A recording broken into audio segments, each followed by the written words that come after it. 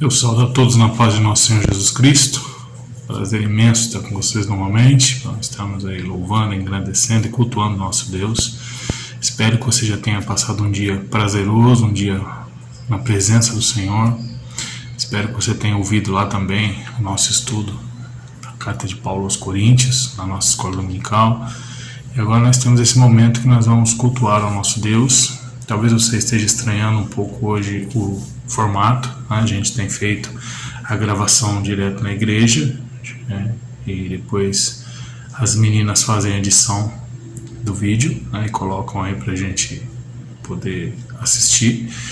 Porém, tivemos um contratempo aí de agenda para nós podermos nos encontrar na igreja, tanto os Gedados como o pastor, e também estamos passando lá pela reforma, que alguns irmãos já viram algumas fotos que foram colocadas do salão social, ansiando aí por estarmos voltando ao nosso encontro presencial, e por sinal ficou muito bonito. Parabéns aos que se empenharam aí em fazê-lo.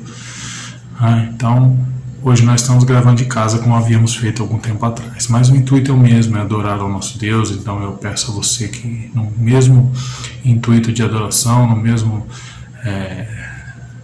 tempo de adoração, de gratificação a Deus, que você assista desse vídeo, você também coloque aí os seus comentários, o seu joinha no chat.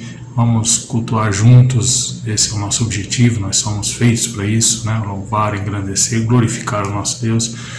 Então eu peço a você que curva a sua cabeça, vamos orar, pedir a Deus a permissão para podermos adentrar o seu santo templo e podermos também cultuá-lo. Amado Deus, muito obrigado, Senhor, porque o Senhor já nos deu um dia na Tua presença. Deus, muito obrigado, Pai, porque nós podemos sentir a Sua boa mão sobre as nossas vidas, ó Deus. E nós queremos agora, Pai, entrar na Tua presença para cultuá-lo, entrar na Tua presença para glorificar o Seu santo nome, entrar na Tua presença, Senhor, para prestar louvores, entrar na Tua presença, Pai, para colocar as nossas orações, mas também entrar na Tua presença para ouvirmos a Tua palavra, Senhor. Nós estamos sedentos por ela. Então nós queremos te pedir, Senhor, que o Senhor esteja com cada ato deste culto, e que o Senhor esteja perdoando os nossos pecados, para que nós possamos cultuá-lo como somente o Senhor é digno de ser cultuado. Essa é a nossa oração. Em nome de Jesus, amém. Como sempre fazemos, dentro da nossa liturgia, após as boas-vindas, vamos à leitura de um texto bíblico.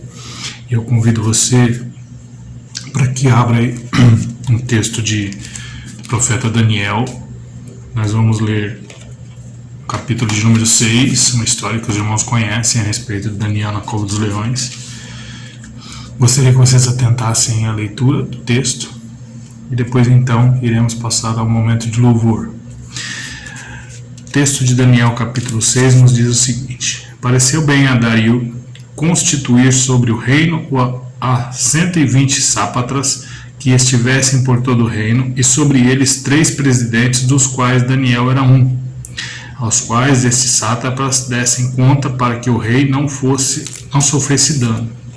Então, o mesmo Daniel se distinguiu dentre os desses presidentes e sátrapas, porque nele havia um espírito excelente. O rei pensava em estabelecê-lo sobre todo o reino. Então, os presidentes e os sátrapas procuraram ocasião para acusar a Daniel a respeito do reino, mas não puderam achá-la, nem culpa alguma, porque ele era fiel e não se achava nele nenhum erro nem culpa. Disseram depois esses homens: nunca acharemos ocasião para acusar esse Daniel, se não procurarmos contra ele na lei do seu Deus. Então esses presidentes e sátrapas foram junto ao rei e lhe disseram: ó rei Dario, viva eternamente. Todos os presidentes do reino, os prefeitos e sátrapas, conselheiros e governadores concordam em que o rei estabeleça um decreto e faça firme o interdito de todo homem que, por espaço de 30 dias, fizer petição a qualquer Deus ou qualquer homem, e não a ti, ó rei, seja lançado nas covas dos leões. Agora, pois, ó rei, sanciona um interdito e assina a escritura para que não seja mudada, segundo a lei dos medos e persas, que se não pode revogar. Por essa causa o rei Dario assinou a escritura e o interdito. Daniel, pois, quando soube que a escritura estava assinada entrou em sua casa e em cima no seu quarto, onde havia janelas abertas ao lado de Jerusalém, 3 vezes por dia se punha de joelhos e orava e dava graças diante do seu Deus, como costumava fazer. Então aqueles homens foram juntos e, tendo achado a Daniel a orar e suplicar diante do seu Deus, se apresentaram ao rei e, a respeito do interdito real, lhe disseram: não assinaste um interdito que, por esse espaço de 30 dias, todo homem que fizesse petição a qualquer deus ou qualquer homem, a não a ti, ao rei, fosse lançado na cova dos leões? Respondeu o rei e disse: esta palavra é certa, segundo a lei de Medos e Persas, que se não pode revogar. Então responderam e disseram ao rei: esse Daniel, que é dos exilados de Judá, não faz caso de ti, ó rei, nem dos interditos que assinaste. Antes, 3 vezes por dia faz a sua oração. Tendo o rei ouvido essas coisas, ficou muito penalizado e determinou consigo mesmo livrar Daniel. E até ao pôr do sol se empenhou por salvá-lo. Então aqueles homens foram juntos ao rei e disseram: sabe, ó rei, que é lei dos medos e dos persas que nenhum interdito ou decreto que se sancione se possa mudar. Então o rei ordenou que trouxessem a Daniel e o lançassem na cova dos leões. Disse o rei a Daniel: o teu Deus, a quem tu continuamente serve, que te livre. Foi trazida uma pedra e posta sobre a boca da cova. Selou o rei com seu próprio anel e com os dos seus grandes, para que nada se mudasse a respeito de Daniel. Então o rei se dirigiu para o seu palácio, passou a noite em jejum e não deixou trazer à sua presença instrumento de música, e fugiu dele o sono. Pela manhã, ao romper do dia, levantou-se o rei e foi com pressa à cova dos leões. Chegando-se ele à cova, chamou por Daniel com voz triste. Disse o rei a Daniel: Daniel, servo do Deus vivo, dar-se-ia o caso que o teu Deus, a quem tu continuamente serves, tenha podido livrar-te dos leões? Então Daniel falou ao rei: o rei vive eternamente. Meu Deus enviou o seu anjo e fechou a boca dos leões, para que não me fizessem dano, porque foi achada em mim inocência diante dele, também contra ti, ó rei. Não cometi delito algum. Então o rei se alegrou e sobremaneira mandou tirar a Daniel da cova. Assim foi tirado Daniel da cova, e nenhum dano se achou nele, porque crera no seu Deus. Ordenou o rei, e foram trazidos aqueles homens que tinham acusado a Daniel, e foram lançados na cova dos leões. Eles, seus filhos e suas mulheres, e ainda não tinham chegado ao fundo da cova, e já os leões se apoderaram deles. Eles esmigalharam todos os ossos. Então o rei Dario escreveu ao povo, nações e homens de todas as línguas que habitam em toda a terra: paz seja multiplicada. Faça um decreto pelo qual em todo o domínio do meu reino os homens tremam e temam parte perante o Deus de Daniel, porque ele é o Deus vivo e que permanece para sempre. O seu reino não será destruído e o seu domínio não terá fim. Ele livra e salva e faz sinais e maravilhas no céu e na terra, pois ele quem livrou de Daniel do poder dos leões. Daniel, pois, prosperou no reinado de Dario e no reinado de Ciro o persa. Não vamos comentar muito aqui o texto, porque os irmãos já conhecem a história, mas eu gostaria apenas de enfatizar uma coisa em relação a esse texto. Gostaria que nós estivéssemos pensando nisso nessa noite, enquanto estivermos cultuando o nosso Deus e nos preparando aí para a nossa mensagem que virá depois dos louvores. Muito se diz hoje a respeito da perseguição da igreja, e é um fato, é realidade. Muito se posta nas redes sociais a respeito da igreja sendo perseguida na China, comunista, e outros países também, onde o evangelho é proibido ser pregado. Mas muitas vezes esquecemos a perseguição velada, que às vezes está aí no nosso meio também e de certa forma nos aflige.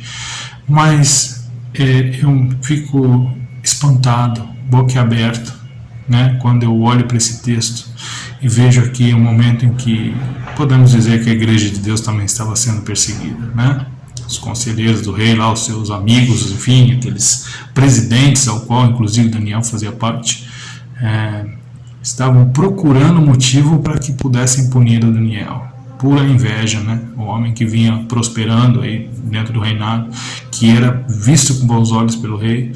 Então eles falaram: nós não vamos conseguir pegar nada que o acuse dentro da lei do seu Deus. Então foram lá e persuadiram o rei a fazer um decreto onde fosse proibido que Deus fosse louvado, que Deus fosse consultado, né? E tudo teria que passar por ele. Esses homens simplesmente induziram o rei a isso. E com isso conseguiram armar uma cilada para Daniel, porque eles provavelmente tinham certeza de que Daniel não ia cumprir esse decreto, né? E foi o que aconteceu. Mas a palavra de Deus nos mostra que Deus livrou a Daniel da boca dos leões, né?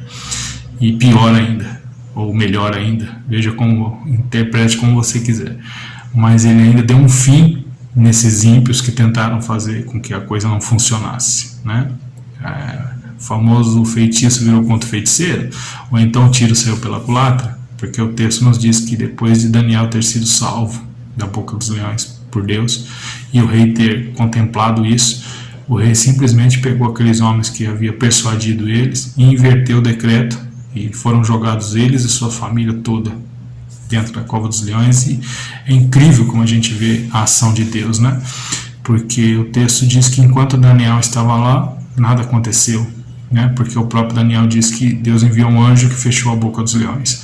Porém, ao momento em que aqueles ímpios, vamos dizer assim, foram jogados juntamente com suas famílias, e vejam o grande prejuízo do ímpio. Além dele prejudicar a si próprio, ele ainda prejudicou a própria família, né? Mulher e filhos foram jogados juntos. E o texto diz que antes que ele caísse na cova, os leões já pegaram esmalta, né? Não deu nem tempo de cair dentro da cova, já foram esmigalhados antes de cair dentro da cova. E a gente vê por aí o poder do nosso Deus, o quanto Deus guarda a sua igreja, né?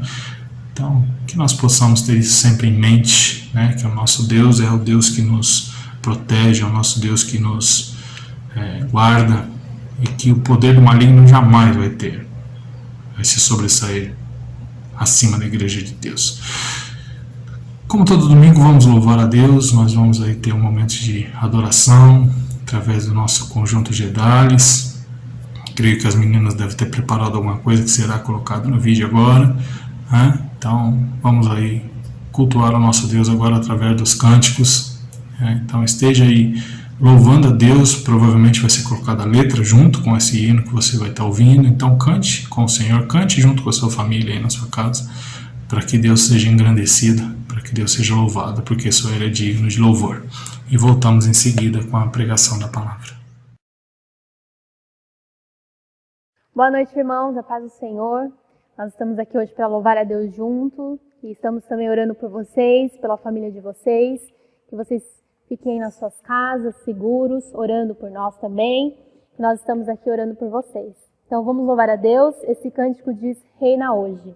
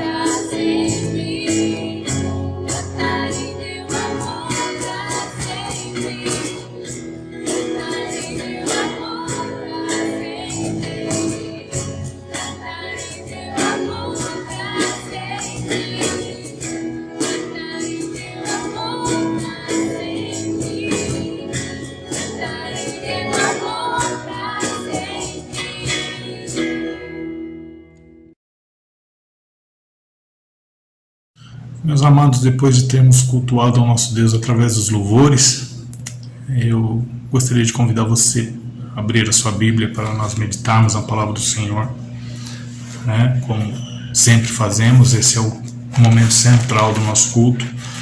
Não que os demais não sejam importantes, mas esse é o momento em que nós ouvimos a voz de Deus. Então eu convido você a abrir sua Bíblia no Salmo de número 11.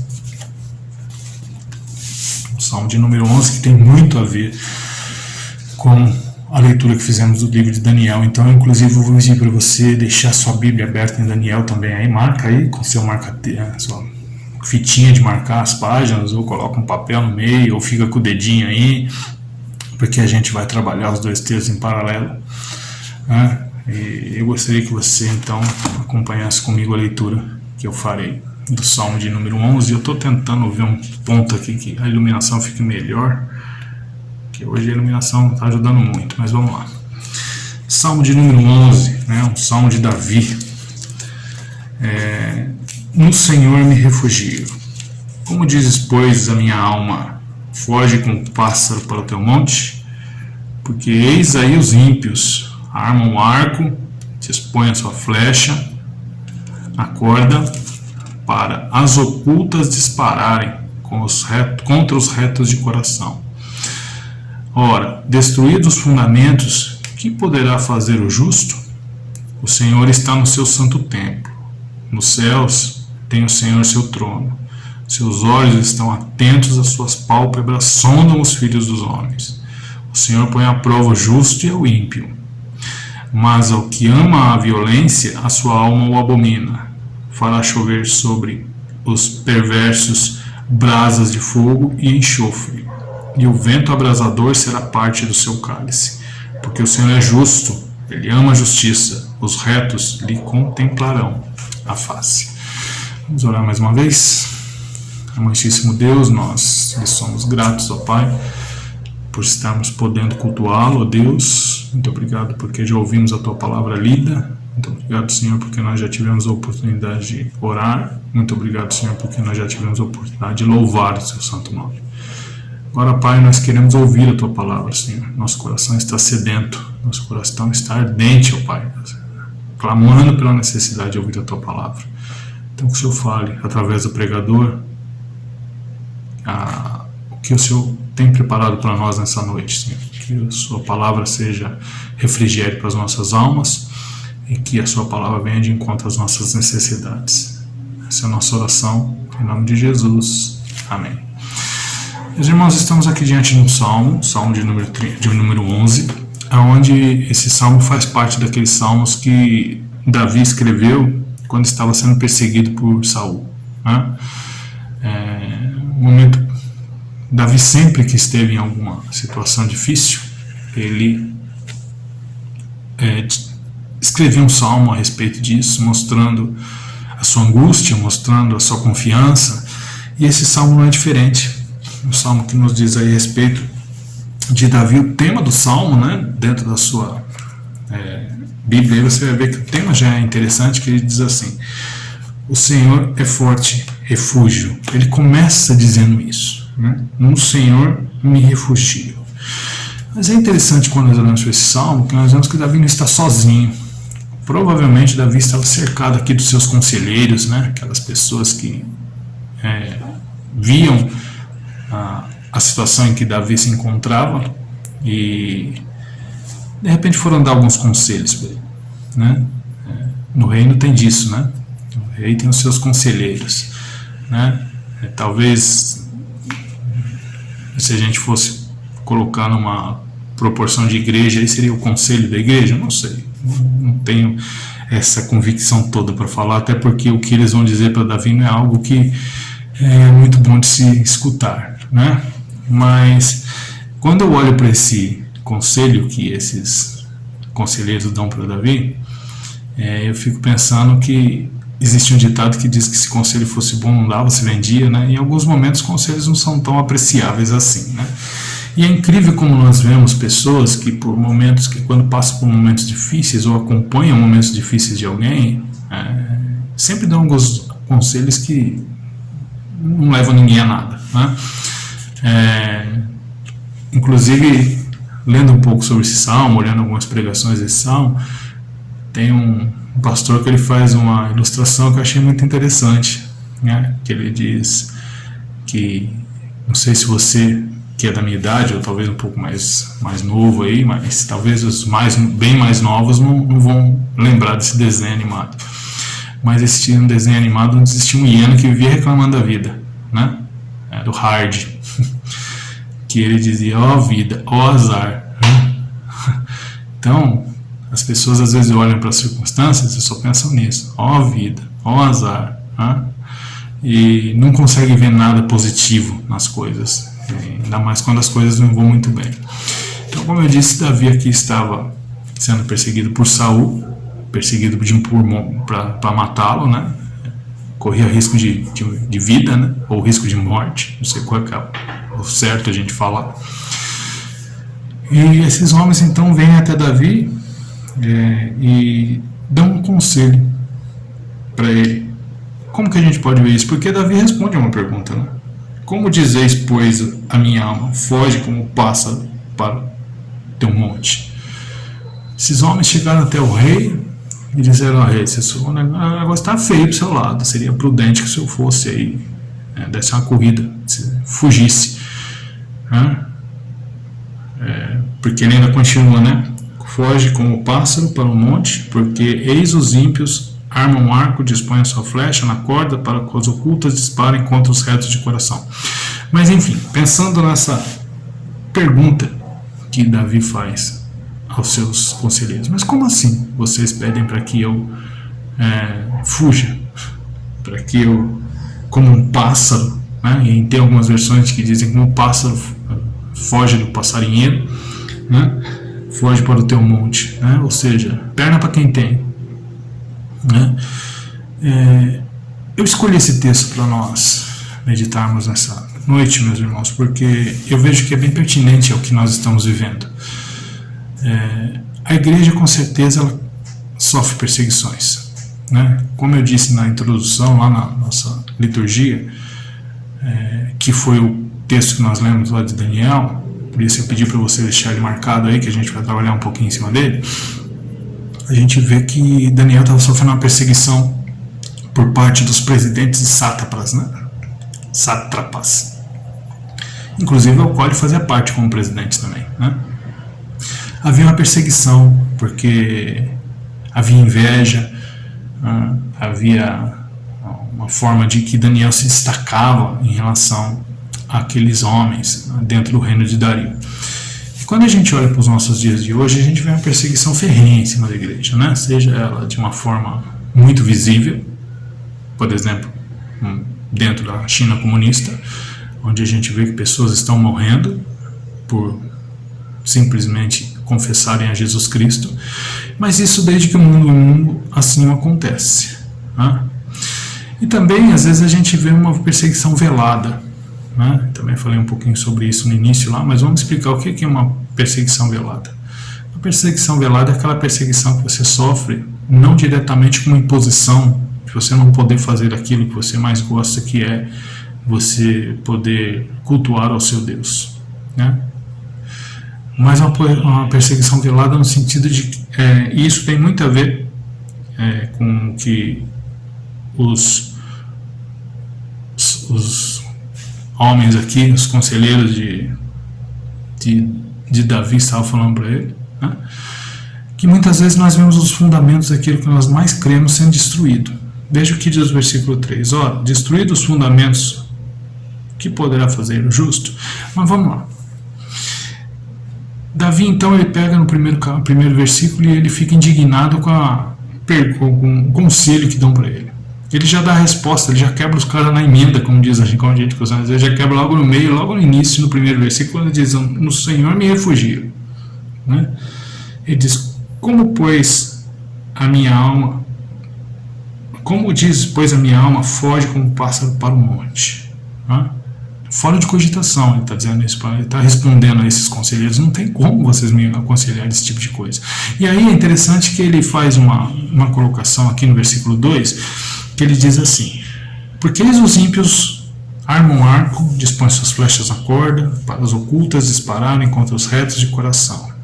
Né?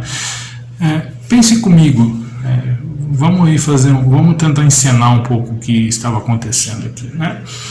A gente vê que Davi estava ali, provavelmente rodeado dos seus conselheiros, e aí então ele olha para esses homens e provavelmente deve ter falado assim para ele, é o que diz aqui, né?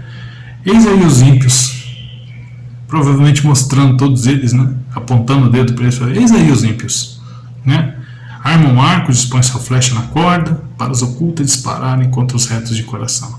E eu creio que esse texto ele tem uma ligação muito forte com o texto de Daniel, capítulo 6. Vamos voltar um pouquinho lá. Né? Se você marcou que nem eu aqui, é só virar a página aí que você já cai nela. Quando nós olhamos para o texto de Daniel, né, veja algumas colocações que vamos fazer aqui. Versículo 4. Então os presidentes e os sátrapas procuraram ocasião para acusar a Daniel a respeito do seu reino, mas não puderam achá-lo nem culpa nenhuma, porque ele era fiel e não se achava nele nenhum erro nem culpa. Veja que, olhando para o versículo 2, quando Davi está confrontando lá os seus conselheiros, eis aí os ímpios, eles armam o arco, né? Já ficam preparados. E quando a gente assiste um filme, por exemplo, onde nós vemos lá as pessoas usando arco e flecha, geralmente a gente vê que a pessoa arma o arco, o inimigo ele arma o arco, ele não arma de muito perto, geralmente ele arma um arco de longe. E geralmente esse arco ele é armado já com uma intenção, né? Não existe uma intenção de você armar o arco se não for usá-lo, né? Então esses presidentes e sátrapas, eles já estavam ali com um plano maquiavélico, vamos dizer assim, né? Estavam maquinando um plano para derrubar Daniel, para derrubar a igreja do Senhor, né? Eles já pegaram e falaram, a gente precisa ver alguma coisa que a gente precisa fazer para arrumar a culpa para ele, porque ele é alguém que, se a gente for procurar dentro do contexto do que ele vive em relação à lei do Deus dele, a gente não vai conseguir nada, né? Mas eles armaram um arco, já havia ali algo premeditado. A gente precisa fazer alguma coisa. Assim como nós olhamos a palavra de Deus, vimos também alguns momentos que você vai procurar lá, especialmente nos evangelhos, quando diz que os fariseus lá, eles tinham a intenção de tirar a vida de Jesus. E não foi uma única vez. Se a gente for lá para o texto onde diz quando Jesus nasceu, o próprio Herodes já tinha todo um plano para tirar a vida de Jesus, né? Querendo atrapalhar o que projeto de Deus tinha, né? O plano de Deus, né? E queria acontecer. Então, tá ali, já armaram um arco, né? A gente precisa dar um jeito de pegar esse cara. Aí depois o Salmo de número 2, ele continua dizendo assim, dispõe a sua flecha na corda, né? Armaram um arco, vejam Daniel, foram lá, a gente precisa dar um jeito de pegar esse cara. Como que é? Vamos ver o que a gente pode fazer. Aí colocam a sua flecha na corda, né? Eles chegam até, vou parafrasear aqui para a gente não ler novamente, tá? Eles chegam até o rei Dario e dizem para ele, olha, o senhor precisa colocar aí um decreto, né, para que as pessoas, assinado, registrado na lei, para que as pessoas que forem, não tenham o costume de chegar até o seu Deus e procurar ajuda antes de consultá-lo. Então o rei, de repente, encheu a bola do rei, né? Opa, então todo mundo que precisa de alguma coisa vai ter que passar por mim, nada vai ficar encoberto. Pegaram e o rei foi lá e assinou esse decreto. Então, a flecha já está colocada no arco, é só atirar agora, né? Então, aí eles viram, né? Sondaram Daniel, porque provavelmente sabia que ele iria fazer diferente do que o rei havia decretado. Sondaram a Daniel e foram lá e pegaram ele. Né? Sondaram e viram que ele estava orando, porque era de costume dele. Ele não iria deixar de fazer aquilo que era algo mais importante para ele, porque uma lei humana estava dizendo contra. E aí então atiraram a flecha, né? Quando eles viram que Daniel havia ido contra o decreto, o que eles fizeram? Foram até o rei e, olha, senhor, aquele Daniel lá, aquele que está fazendo aquilo que o senhor pediu para que não fosse feito. O rei civil, pegaram o rei de calça curta, né? Porque o texto diz que o rei fez de tudo para poder salvar Daniel, mas era um decreto que ele mesmo tinha assinado, né? Podemos até brincar aqui dizendo que o rei não tinha lido as letras miúdas do contrato, né? Mas enfim, já estava assinado. Então ele pega e cumpre o que a lei diz que devia ser feito, mesmo contra a sua própria vontade. Ele cumpre, né? Ele joga Daniel, chama Daniel e coloca Daniel na cova dos leões. Então a gente vê que esses ímpios, né, que Davi está dizendo aqui, eis aí os ímpios armam o arco, eles planejam tudo, eles colocam as flechas, né, na corda, e as ocultas disparam contra os retos de coração, né? Aí eles pegam essa flecha que já está ali armada, e agora então eles vão lançar. E incrível que o texto nos mostra lá em Daniel que essa flecha ela foi certeira, né? Porque conseguiram fazer o que eles queriam. Pegaram Daniel e colocaram ele dentro da cova dos leões. Meus irmãos, quando a gente olha esse tipo de acontecimento na história da igreja, a gente vê que hoje não é diferente. Hoje você vê situações em que os ímpios, eles estão sempre armando o arco em relação à igreja. Estão sempre buscando algumas coisas para poder... O que a gente pode fazer para derrubar eles, né? Colocam as suas flechas, lançam as suas flechas, né? E muitas vezes atingem, né, os seus objetivos. Davi continua um pouquinho mais, ele diz assim no versículo 3: ora, destruídos os fundamentos, que poderá fazer o justo? Destruídos os fundamentos. Meu irmão, se tem alguma coisa que Satanás, que é o nosso inimigo, quer mais fazer, é destruir os fundamentos de Deus na vida da igreja, né? Eu estou meio incomodado com essa iluminação aqui, mas espero que vocês estejam vendo bem. Se tem uma coisa que o inimigo quer fazer, é exatamente destruir os fundamentos daquilo que a gente tem como fundamento vindo de Deus, né? Mudei um pouco a posição aqui para ver se melhora um pouco a claridade, né? Acho que estava incomodando, pelo menos para mim estava incomodando bastante a imagem. Então nós vemos que os ímpios, eles têm prazer em destruir os fundamentos de Deus dentro da sua igreja. Se nós formos trazer isso para um momento bem próximo nosso, e hoje é um dia propício para a gente falar sobre isso, né? Porque hoje nós comemoramos o Dia dos Pais, né? Espero que você tenha tido um dia, você que é pai, tenha tido um dia abençoado, junto com os seus filhos, ou com o seu filho. Mas o que a gente pode tirar de lição quando diz que, ora, destruídos os fundamentos, o que poderá fazer o justo? Meus irmãos, nós estamos, como eu disse, na semana já tratando a respeito do Dia dos Pais, e houve uma polêmica muito grande aí na internet a respeito de uma pessoa que fez mudança de sexo. Era uma mulher, fez uma operação lá de mudança de sexo e se transformou num homem, né? Pelo menos aparentemente. Mas, e que uma determinada marca aí de produtos de beleza aí, né, contratou essa pessoa para fazer uma propaganda alusiva ao Dia dos Pais. E houve aí um burburinho em cima disso, que é onde já se viu pegar uma mulher que mudou de sexo e colocar ela para representar os pais. Isso é o que o mundo faz. Isso não é novidade pra gente, né? Apesar de que muita gente se incomodou aí, alguns querendo boicotar a marca, não vamos mais comprar dessa marca, isso, aquilo.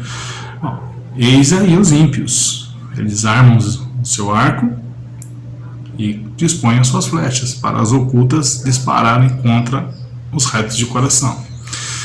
E o que a gente precisa tomar muito cuidado, meu irmão, é que assim, às vezes as flechas são certeiras. Por mais que a gente tenha se escandalizado com o que aconteceu, é incrível como você vê pessoas que se dizem tementes a Deus apoiando certa atitude, justificando que muitas vezes o pai é aquele que cria, não aquele que põe no mundo. De fato, isso é um fato.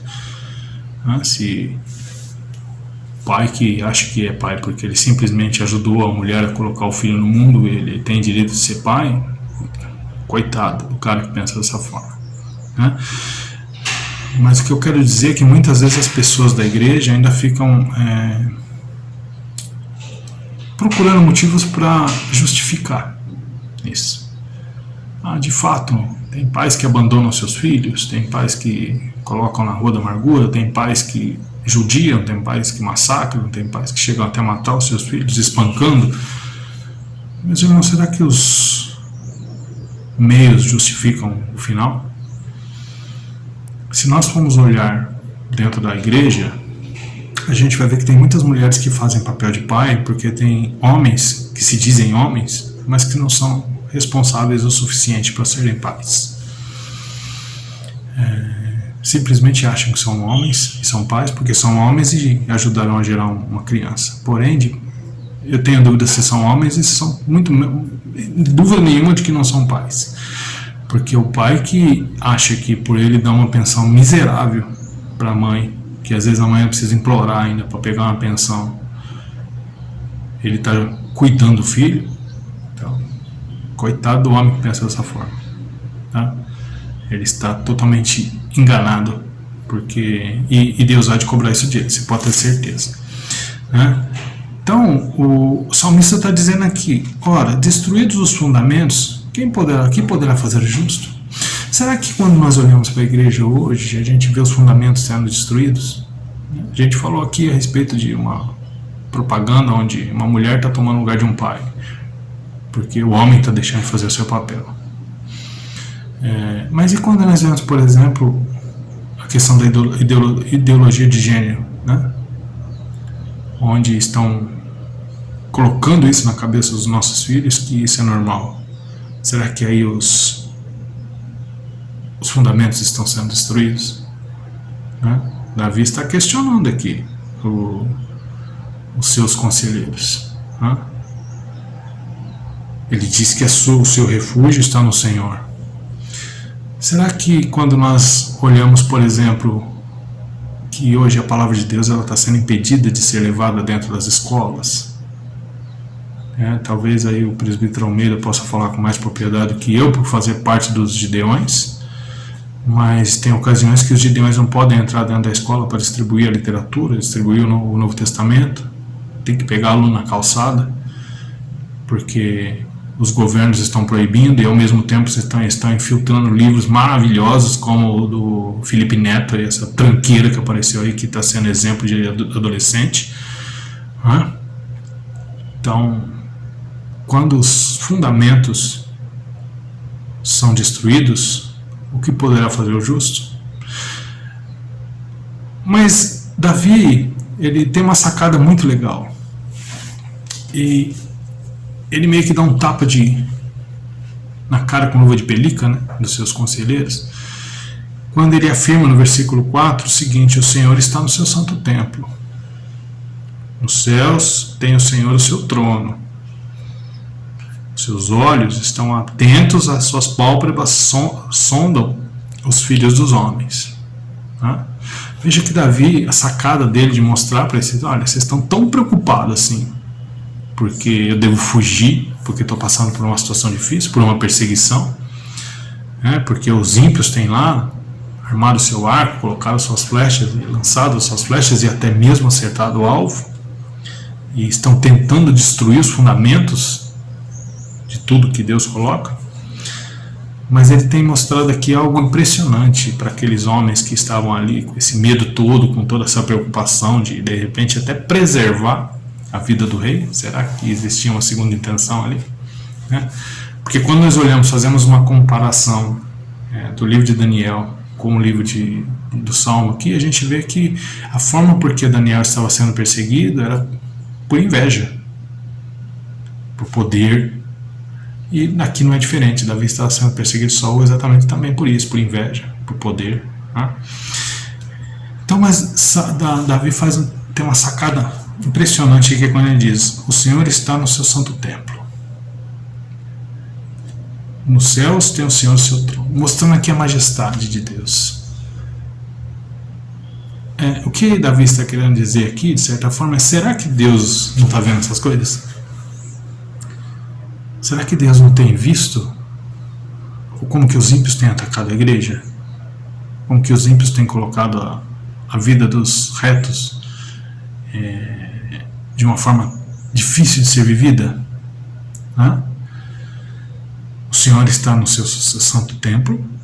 O Senhor está nos céus, tem o Senhor seu trono, mostrando aqui a grandeza de Deus, que Ele é rei de todas as coisas, que nada passa despercebido aos olhos de Deus. Veja a sequência do versículo: os seus olhos estão atentos, as suas pálpebras sondam os filhos dos homens. E aí eu gostaria que nós parássemos um pouquinho nesse versículo e pensássemos: o que Davi está querendo dizer que suas pálpebras sondam os filhos dos homens?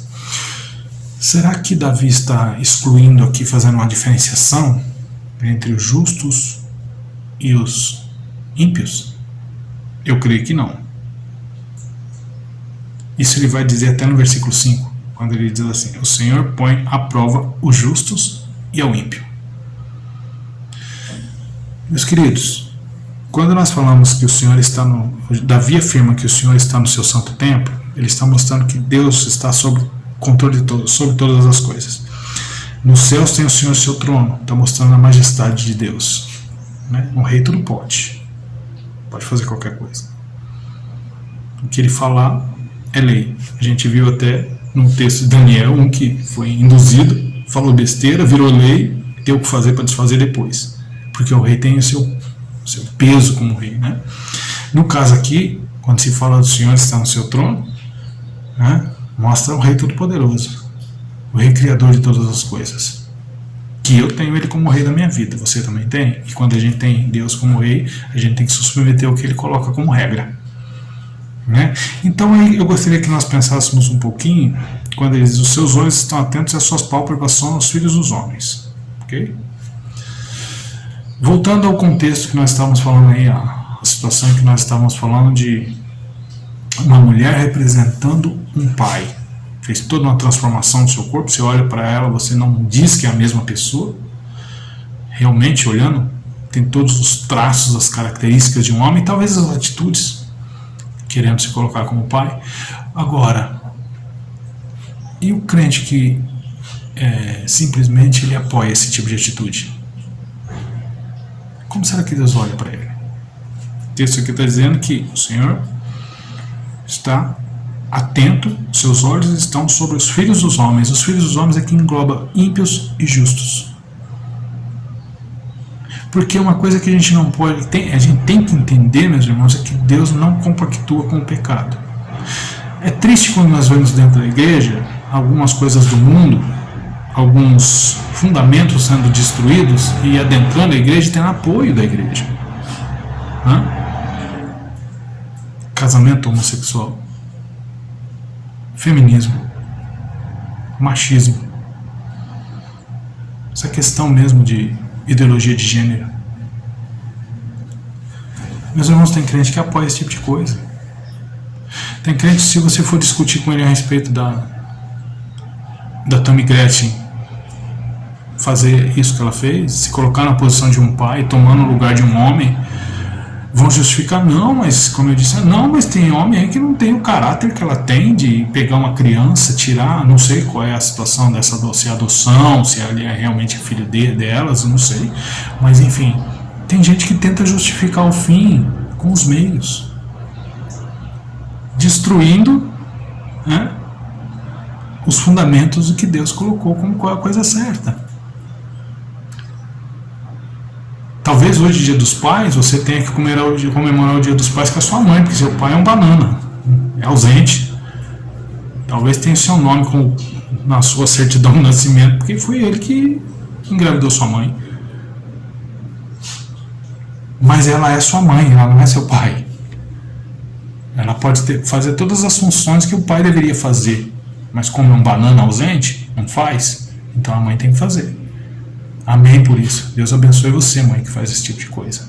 Mas você sabe que você é mãe, você não é pai. Mas tem crente que induz isso. Não, tá certo, perfeito. Triste quando você vê mulheres dentro da igreja apoiando o feminismo. Triste quando você vê homens dentro da igreja apoiando o machismo. Triste quando você vê pessoas dentro da igreja apoiando situações como ideologia de gênero, como enfim, coisas que destroem todos os princípios, todos os fundamentos. Davi está dizendo: o Senhor está no seu santo trono, o Senhor está no seu santo templo, o Senhor está olhando todas essas coisas, nada do que acontece passa despercebido a Deus. Então, às vezes nós nos preocupamos tanto, né, vamos brigar, vamos rasgar. Às vezes nós estamos parecendo aquele deputado homossexual que quando dá dentro de uma plenária deles lá, diz assim: mas se for preciso nós pegaremos em armas para ir contra esses crentes. Às vezes a gente está agindo da mesma forma, mas às vezes a gente não estamos nos policiando em relação ao que o pecado tem feito na nossa vida, o quanto nós temos aceitado, né? Porque, meus queridos, quando a gente fala de perseguição, e aqui não é o que Davi se revoltou contra os seus conselheiros, nós temos que ter certeza de que Deus está no comando de todas as coisas, né? De que Deus vê todas as coisas, e que a provação, a dificuldade, ela vem, não é porque Deus está despercebido, não. Veja o que diz o versículo de número 6, não, versículo de número 5: o Senhor põe à prova ao justo e ao ímpio. Você quer talvez eu nem precise citar para você, mas vamos lá, vamos lá em Gênesis 22. Talvez você já saiba até o que eu vou falar. Gênesis 22. Deus prova a Abraão. Depois dessas coisas, pôs Deus a Abraão à prova. Ele disse: Abraão, e esse lhe respondeu: eis-me aqui. Acrescentou Deus: toma teu filho, teu único filho, Isaque, a quem amas, e vai à terra de Moriá, e oferece ali em holocausto sobre um dos montes que eu te mostrarei. Deus prova tanto ímpios como justos. O ímpio pode ser provado, ele não está nem aí, ele vai viver a vida que ele quer, não deve nada a Deus, ele vai contra os decretos, os fundamentos, né? Destrói os fundamentos. Vai lá em Romanos capítulo 1, você vai ver o homem destruindo todos os princípios, todos os fundamentos que Deus coloca. Mas e o justo? Como é que o justo encara essas coisas? Esse é o que Davi está querendo dizer aos seus conselheiros aqui. Tá, vocês estão pedindo para fugir, mas como é que vocês encaram esse negócio? Como é que um justo, temente a Deus, pode encarar essas coisas?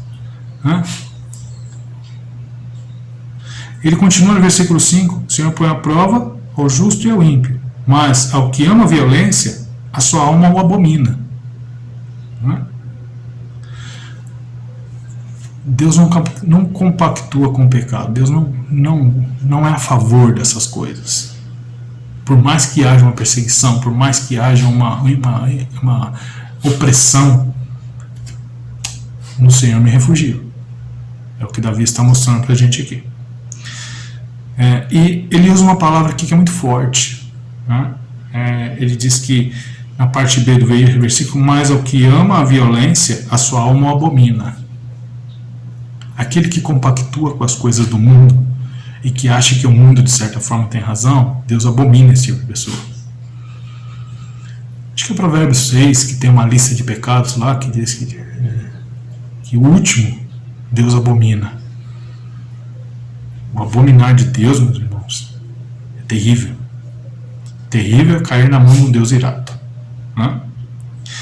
Ele continua no versículo 6 dizendo assim: faz chover sobre os perversos brasa de fogo e enxofre, e vento abrasador será a parte do seu cálice. Em relação aos ímpios, em relação àqueles que desagradam a Deus, e até mesmo aqueles que se dizem crentes, mas compactuam com o que o mundo aí fora está dizendo, ele diz que irá chover brasas, né? Brasas de fogo e enxofre. Vamos conferir isso biblicamente falando. Apocalipse 21, o último livro da Bíblia aí, né? Apocalipse capítulo 21, quando fala aí sobre novo céu e nova terra, né? Vou ler uma parte do texto aí para vocês.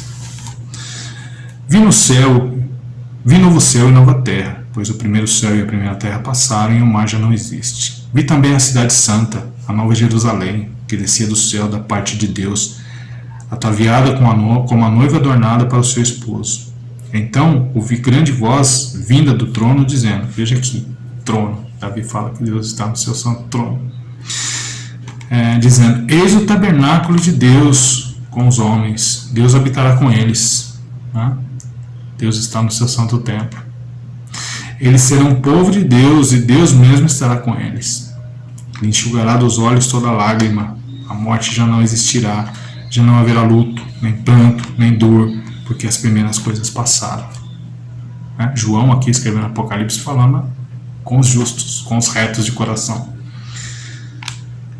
E aquele que está sentado no seu trono disse, veja mais uma vez mostrando a majestade de Deus, assim como Davi mostra no Salmo 11. Eis que faço nova todas as coisas. E acrescentou, escreve porque essas palavras são fiéis e verdadeiras. Disse-me ainda, tudo está feito, eu sou o alfa e o ômega, o princípio e o fim. Eu, a quem tem sede, darei a graça da fonte da água da vida. Vocês lembram de alguém que falou sobre isso na Bíblia? Se identificando com a água da vida? O próprio Jesus. Então, meus irmãos, Deus tem olhos para aqueles que estão passando por opressões. Deus tem olhos para aqueles que estão oprimidos pelo mundo. Deus tem olhos para aqueles contra os ímpios que armam as suas armas, né? As suas flechas. Veja o versículo 7. O vencedor herdará essas coisas, e eu lhe serei Deus, e ele me será filho. Por que será que Davi está dizendo que, primeiro versículo, no Senhor me refugio? Porque pode vir a perseguição que for, pode vir a opressão que for, nós temos um Deus em que nós podemos confiar, né? Aí isso está falando a respeito do justo, né? Fazendo essa ligação, né, com o Senhor colocando à prova o justo e o ímpio. Aqui nós falamos sobre o justo. Aí, confirmando o versículo 6, que diz que faz chover sobre os perversos brasa de fogo, enxofre, e vento abrasador será a parte do seu cálice. Veja o Apocalipse 21, a partir do versículo 8. Quanto, porém, aos covardes, aos incrédulos, aos abomináveis, aos assassinos, aos impuros, aos feiticeiros, aos idólatras e a todos os mentirosos, a parte que lhes caberá será no lago que arde como fogo e enxofre, a saber, a segunda morte. Difícil, né? Essa segunda aqui pega, né? E é o que ele não pega só, abrange bastante gente aí nos ímpios, né? Os covardes, os incrédulos, os abomináveis, né? Olha que abomináveis aqui a palavra de novo. Olha o que diz a palavra de Deus aqui no capítulo 11, no Salmo 11, no versículo 5, a última palavra. Mas ao que ama a violência, a sua alma abomina. Os abomináveis, né? Aí ele coloca os impuros, os feiticeiros, idólatras, os mentirosos, ou seja, uma grande leva aí que vai ter essa herança que vai ser chover sobre os perversos, brasa de fogo, enxofre, vento abrasador, será parte do seu cálice. Mas o que mais me encanta nesse salmo, quando Davi está sendo perseguido e tem como conselho fugir da perseguição, né? Talvez aqui os seus conselheiros poderiam até falar para ele, o senhor foge, então não pode com ele, junte a ele. Existe aquele ditado, né? Que não pode com ele, junte a eles. Hoje muito crente não está podendo com o que está sendo opressão e está se apoiando a ela, né? Se encaixando com ela, né? Engraçado como tem crente que se encaixa com essa questão da opressão e não, porque tem razão, porque isso, por aquilo outro, tenta justificar dentro dos seus conceitos antibíblicos de que as coisas têm que ser dessa forma, né? Olha a recompensa que vai ter aquele que não foge, mas que confia no Senhor, porque o Senhor é o seu refúgio. Davi encerra o versículo de número 7. Porque o Senhor é justo, Ele ama a justiça. Os retos lhe contemplarão a face. Meus irmãos, eu encerro a minha pregação aqui, pedindo a você que preste muita atenção quando a gente fala, quando o texto fala que o Senhor é justo e ama a justiça. O Senhor, Deus é amor, com certeza. Deus ama, né? Mas Ele é justo. Ele não pode compactuar com as coisas erradas, né? E Ele está dizendo aqui que os que são justos, né, aqueles que são retos no seu caminho, aqueles que apesar das perseguições não se curvam em relação a ela, Ele está dizendo aqui que verão a sua face. Enquanto aqueles que são contra, enquanto aqueles que têm feito tudo na surdina, enquanto aqueles que têm tentado destruir os fundamentos de Deus, terão como presente no final o lago de fogo e enxofre, aqueles que forem fiéis e tementes ao Senhor e confiarem no Senhor. O Senhor diz aqui no Salmo de número 11, no seu último versículo, que verão a face de Deus. Como seres humanos limitados que somos, nós não podemos contemplar nunca a face de Deus, porque nós seríamos exterminados. É o que Isaías diz, né? Que ele iria morrer por ter contemplado um pouco da glória de Deus. Mas o Senhor está nos garantindo que uma vez que todas essas coisas passarem, todas essas perseguições, essas dificuldades passarem, e nós continuarmos firmes no Senhor, firmes nos seus fundamentos. Guarda bem essa palavra, fundamentos. Nós veremos a face de Deus. Quer coisa melhor do que isso? Eu creio que você hoje, como eu disse lá, fazendo uma alusão ao Dia dos Pais, talvez você tenha tido um dia muito proveitoso hoje, cercado pelo seu filho ou pelos seus filhos, ganhar aí um presentinho. Se você ganhar um presente da Natura, pode usar, tá? Consagra ao Senhor e usa. Não é propaganda enganosa ou ao tentar destruir os fundamentos de Deus que você não pode usar um perfume da Natura, não. Eu sou meio radical nessa questão de não pode porque... Não sei. Tudo que eu tenho, tudo que eu ganho, tudo que eu conquisto, eu consagro a Deus. Então, se o intuito deles foi aquele, a gente sabe que foi. Lançaram a flecha, né? Armaram o arco, lançaram a flecha e acertaram o alvo. Pode ter certeza. Porque o que tem de crentes se degladiando na rede social, apoiando a situação, porque tem pais que são, como eu disse, volta a enfatizar, bananas, né? Então, conseguiram o objetivo. Mas o meu Deus é muito maior que isso.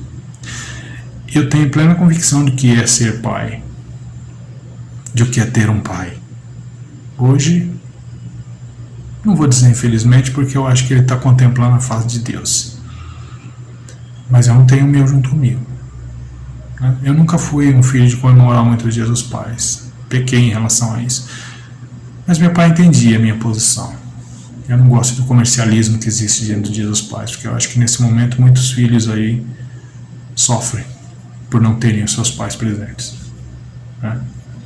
Não porque perderam por causa da morte, mas porque o cara dá um morto-vivo. Tá aí numa situação de que só acha de ser pai na hora de ganhar o presente do Dia dos Pais. Caso contrário, é um zero à esquerda. Então, que nós possamos enfrentar as perseguições, sim, né? Os conflitos, os ímpios armando os seus arcos, colocando as suas flechas e lançando para acertar o coração do justo. Então, espero que esse salmo tenha falado com você o quanto ele falou comigo, porque às vezes nós pensamos em desistir, né? Às vezes as coisas parecem tão difíceis que a gente fala, vou correr desse negócio, deixa isso para lá, deixa alguém tentar fazer, porque não é para mim não. E alguns conselhos que vêm é esse mesmo, larga a mão disso, né? Não sei quantos de vocês já ouviram uma música do Raul Seixas, esqueci qual que é o nome da música agora, Mas em determinado trecho da música ele tem a ousadia de dizer assim: ô Jesus Cristo, larga teu pai de lado e vai morrer em paz. É isso que o mundo fala para nós. É isso que às vezes os amigos, o mundo fala para nós, como os amigos de Jó chegaram para ele e disseram para ele: abandona esse Deus e vai morrer em paz. Sua própria esposa falou isso para ele, né? Então não sei, de repente a gente passa por tanta aprovação na vida, né? Às vezes a gente passa por tanta, como se diz, tanta perseguição, algumas notórias e outras veladas. Às vezes as veladas estão aí batendo na nossa porta. Ideologia de gênero, troca de sexo, e outras mais aí que, se a gente fosse citar aqui, ia dar uma lista bem grande.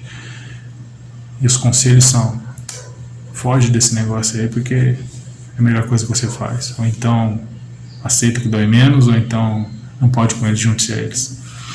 Mas que a palavra do Senhor possa ser para nós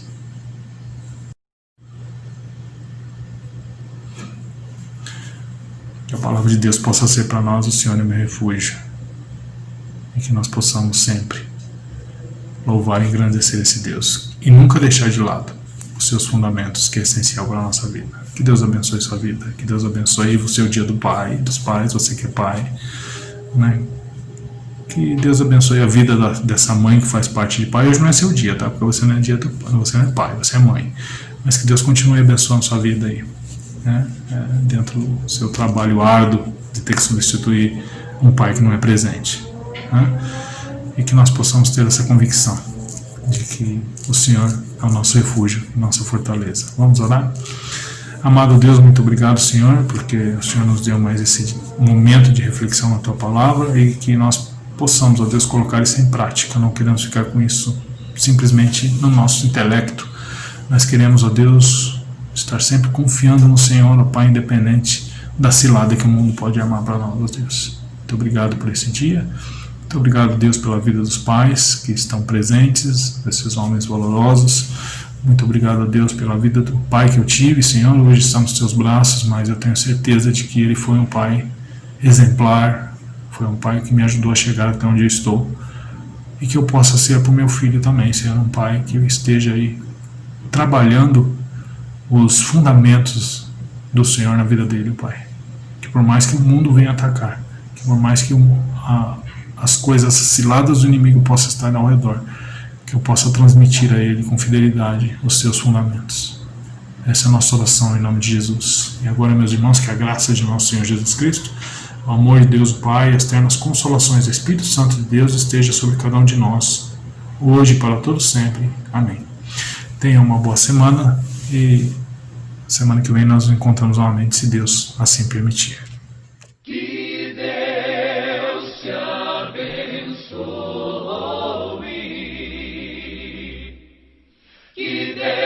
Sobre ti levante o rosto e te dê paz, que Deus sobre ti levante o rosto e te guarde para sempre, guarde. Que Deus te guarde. Deus te guarde.